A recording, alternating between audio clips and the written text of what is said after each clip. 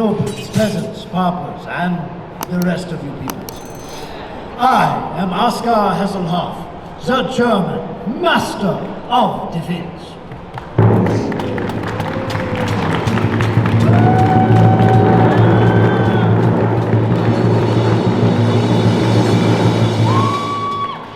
Thank you, you are too kind. I have come before you today to host the discussion panel of Full Steel Combat. This is a time where you can meet the knights, ask them questions about knighthood, about tactics of battle, about weapons, about armor, about anything that comes to your mind. Now, we will start with the demonstration.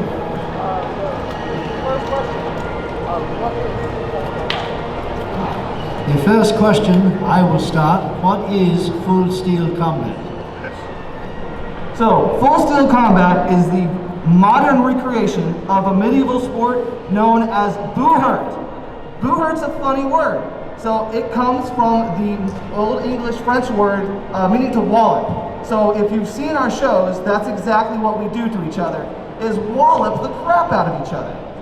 When the knights weren't at war, they would do tournaments to keep up their skills and to see who is the best knight. So we've brought that sport to the modern age. We do it at conventions, breweries, festivals all across the country. And to give you guys a little example of what you would see at one of our tournament shows, Grant the Knight and myself are going to give you a quick one round of a duel so that if you're not familiar with us, you have a little bit of an idea what you can catch at our fighting shows later. Salute! En garde und lay on!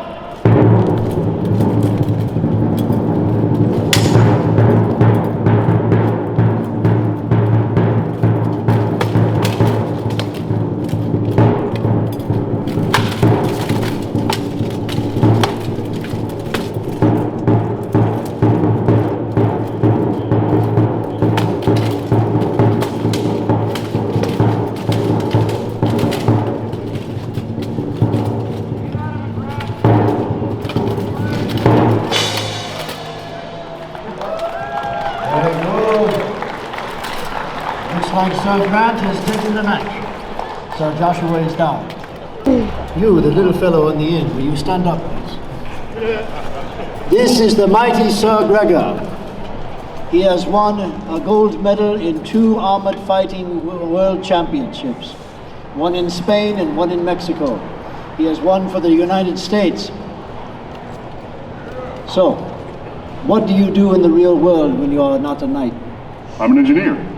Engineer, that's good. So, what is your name? Well, I'm Nicholas, but I go by Sir Gregor because Sir Nicholas sounds like I'm here to deliver presents. I'm here to deliver injuries. There you go. He's a very jolly man. And? My name is Sir Red, but I go by Joshua outside of this sport. I'm a school teacher. That's what I do for a living. All his children strangely behave when he walks in the room. I'm Michael. I'm a welder. That's how you came about your armor, yeah? There you go. I'm Sir Brent. I've been around a few years. I'm actually a retired Army officer, retired federal agent, and currently I work for LYB. My name is Tim, or Timmy, as I sometimes go by. Timmy! I'm a welder by trade, and I've been in this sport for about 4 years. I apologize. Hello, everyone. My name is Sir Alex, otherwise known as that guy with the gold face helmet, otherwise known as Sir Butthead by some people, Oscar. Been doing this for 3 years, and I'm a peace officer when I'm not doing this. I am Sir Victor. I was on ESPN. Thank you, Grant. And outside of this, I either act, I do music, and I'm an artisanal juice extractor. Hey everyone, I'm Andy. I'm pretty new to the sport, only been doing this about maybe 6 months. Outside of, I guess in the real world, I'm an engineer. I'm Andrew. I've been doing this for about 4.5 years. Outside of this, I do emergency utility inspection. Hi, my name's Heath. I've been here for about a year. I work in finance. What's fans on ants? Make them aquatic. Yeah, finance is a region in Bolivia. What's that? Ah, yes. So, Grant, what do you do for a living? I'm an inventory manager. Father of 3, wife, right there. I've been doing this about a little over 4.5 years now. Very good. You have met the knights. Would you have any questions for them? So, and I'm Joshua. I founded Full Steel Combat in 2019. My day job is a truck dispatcher. So, as you guys have heard, people from all different backgrounds do this sport. Literally anyone can do it. Not all of us grew up as athletes. Some of us only work out when this armor is on. Others train to do it full time and go win tournaments like Sir Gregor over there. So, if you have any questions on how to get involved, now is the time to ask. We can point you in the right direction. Are the weapons real? Yes, they are. They are very real. If you would tap Sir Joshua.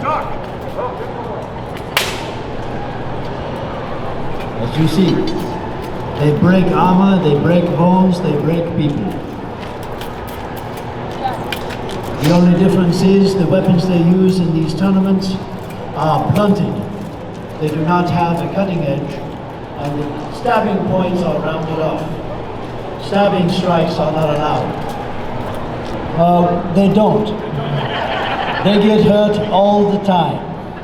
Yesterday we had a knight break a leg. He is in surgery today, but doing fine. He is more angry at not being here to fight than he is about being injured. So we do have a lot of safety precautions with what we wear under our armor. We have padded stuff under our armor, some more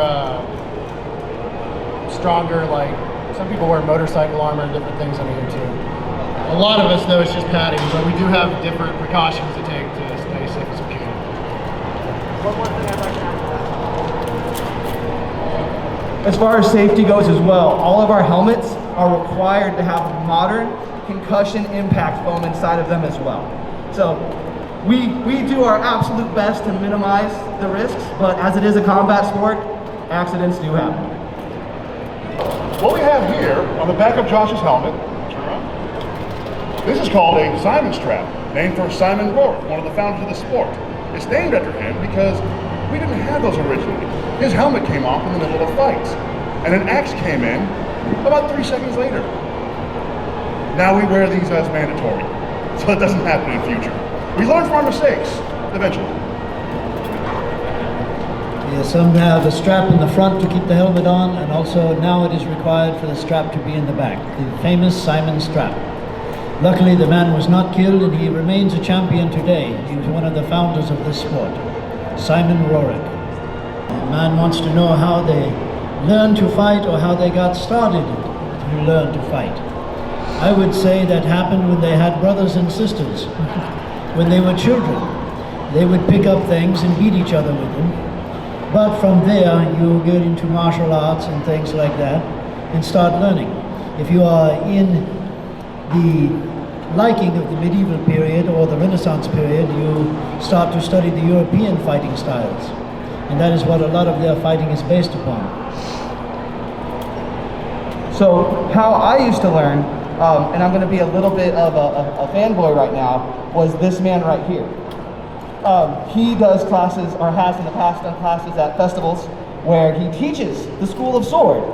And seeing him in my younger days before I ever got into this was one of the things that actually inspired me to get into combat. So I'd just like to give a round of applause to Oscar Hasselhoff here for helping get this going.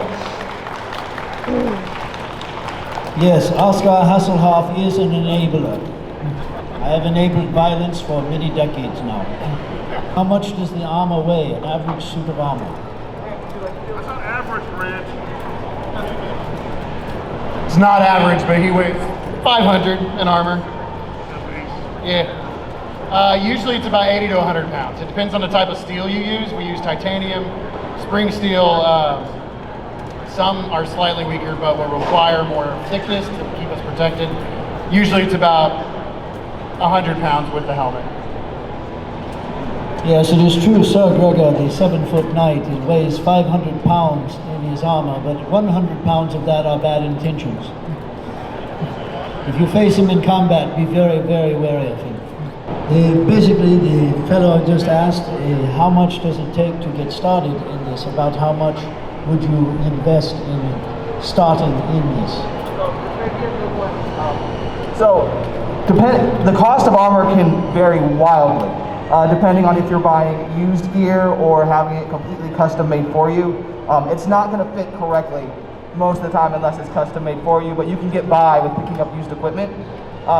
My whole outfit is pieced together over the years. I've replaced things. I'm probably well over 5,000, but you can get started for around 2,500. This may be a good one to go down the list and everybody talk about how much you've spent, what your armor costs to get going. Everybody up for that?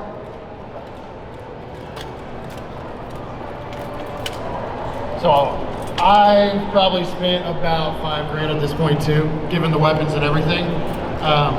Most of this is my original armor from 4.5 years ago though. Almost every piece. I've just adjusted it like crazy. So we'll start with the bad intention fountain.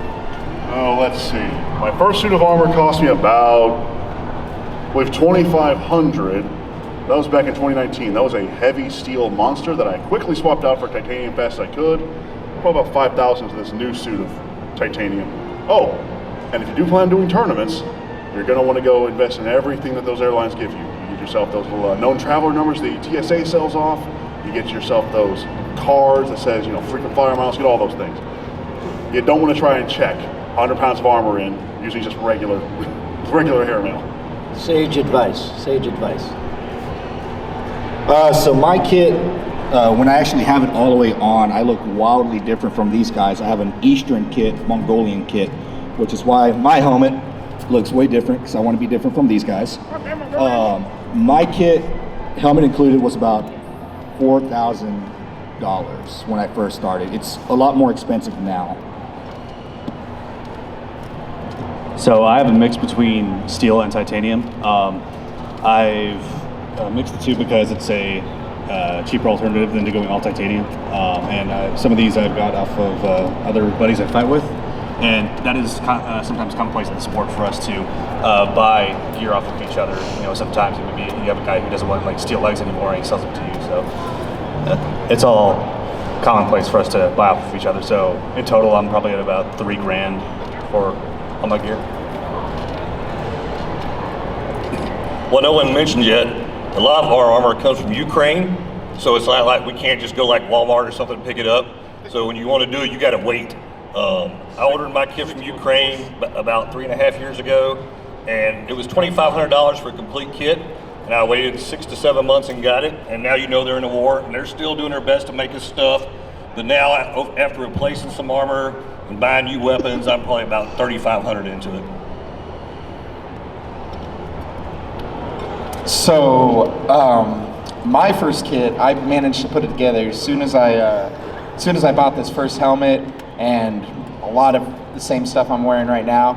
I managed to put together a starter kit within 3 months for about $800. From there, I ended up putting $2,500 into a kit from this guy, Iron Beetle Armory, that came in, and all in all, I think I've spent probably about $3,800, maybe $4,000 at this point on putting it all together. I got insanely lucky. I met a guy in the sport as soon as I entered that all his armor fit me. I started out with a loaner kit, and then it turned into $1,600, and I still wear that kit today, and it's all been downhill from there. I'm kind of in the same boat with Michael. I'm about 1,800 in, but I don't have the full kit yet, so I'm still piecemealing as I go.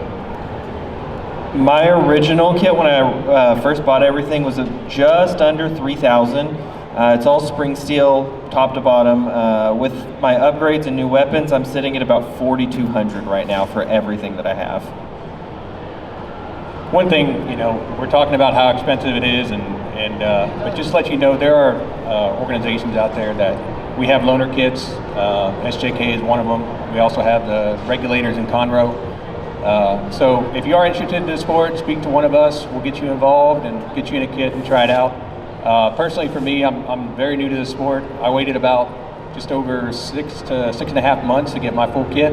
But when I was, before I even got it, I got to use Brent's kit, this gentleman over here. So you don't have to have a kit to get started. And after about 4.5 years, I'm sitting around 3,500 in. If a knight loses a weapon, and I suppose this is in a combat tournament, is he allowed to get another weapon? That, I believe, depends upon the marshal's judgment. So by the league rules, if you lose your weapon, you have to stop fighting and run back to your team to get a replacement. You can't pick yours back up off the ground, and you can't continue fighting. All you can do is kind of protect yourself while trying to get away, and that's not a good position to be in. But those are your options. Unless you are carrying a secondary weapon on your belt, you are allowed to try and draw that out. What we do here for full steel combat, to simplify it, is in the team fights, if you lose your weapon, we have you just take a knee. But in the duels, we give you, 3 strikes and you're out. We'll let you pick it up 2 times. That 3rd time you lose it, we're going to say you lost, just because we can't just let you keep picking it up over and over again. Are there weight classes in between the knights? Oh, any of y'all starting is going to fight me. Everybody gets to fight, Sir Gregor. For tournaments, there are weight classes in pro fights. But as far as I know, in terms of duels or anything else, no. And in melees, no. But each person serves a specific purpose. Just like on a basketball team or a football team, there's different positions and different ways you play the position you're standing in for like a 5 versus 5 team or a 12 versus 12 versus 10 versus 10. So your size doesn't mean you're just kind of knocked out just because there's a lot of bigger guys. But the only one I know for sure with weight categories is pro fights. Yes, and the pro fights include the World Championship, which was held in Mexico rather recently. And the team from the United States took 10 gold medals. More gold medals than any other team from any other country. What is your favorite weapon? Weapons are something we haven't touched on too much. We all fight with our preferences. I prefer a punch shield in one hand and a one-handed weapon in the other, like a falchion or a mace. The reason I prefer the punch shield is not what you would expect. On TV, when you see someone with a shield, it's for defense. In our sport, a shield is actually a weapon. That's why it's called a punch shield. He's going to feel me hitting with the shield a lot more than he's going to feel me hitting with that one-handed weapon. So I'm more comfortable that way. You can almost box with it, which is comes more naturally to most people than swinging a two-handed sword or an axe. And what is your favorite weapon? This axe. I do fight with a punch shield and a sword or mace. I fight with a long sword, and I really like that, but this is what I'm best with right here. And the knights in the back here, what are your favorite weapons? I go with a light punch shield and a pole arm at the same time because I can do that. And then I carry a couple of maces for backup in case, I just need to start punching people.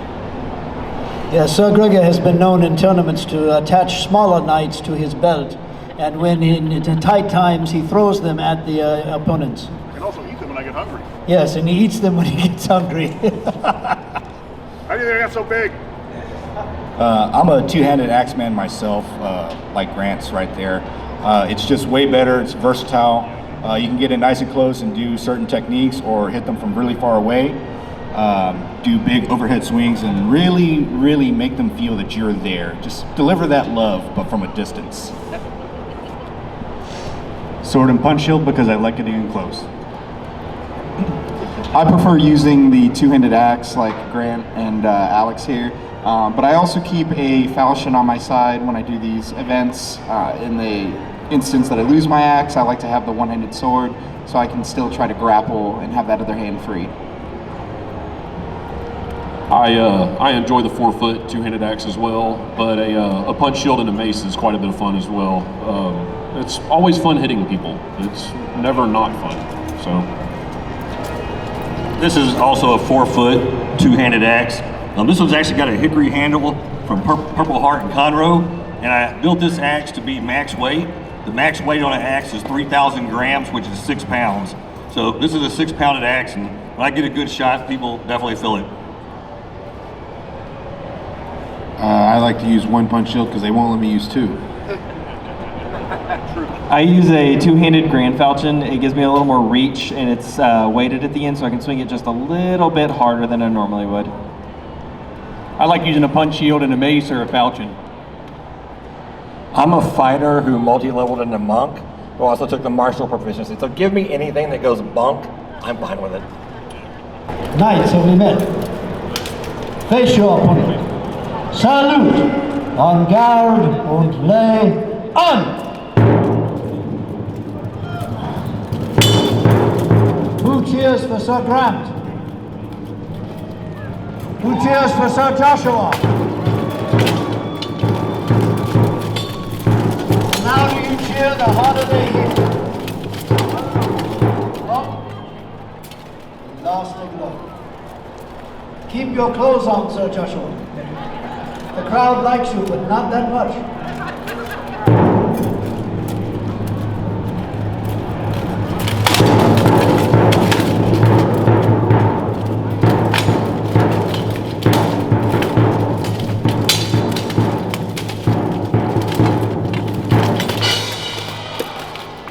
Once again, Sir Grant.